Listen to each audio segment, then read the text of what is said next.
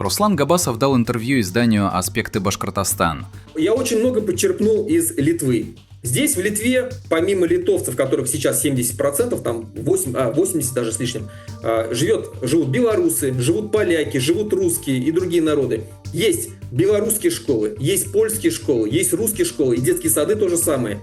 Учатся дети. И вот я работаю там с парнем, он сам по себе русский, закончил польскую школу. Он, соответственно, знает свой родной русский язык, он знает польский язык, он знает литовский язык, потому что литовский язык обязательно преподается во всех школах, и экзамены сдаются в школах на литовском языке. Соответственно, ты должен изучить литовский язык так, даже будучи учась в польской школе или белорусской или русской, что ты можешь на нем сдать экзамены. Они все трех-четырехязычные. Помимо того, что они знают свой родной язык, они еще знают литовский язык в обязательном порядке, они знают английский язык, потому что здесь очень хорошо преподается английский язык.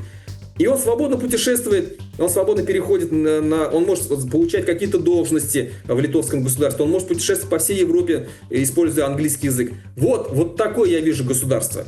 Полную версию смотрите на канале «Аспекты Башкортостан».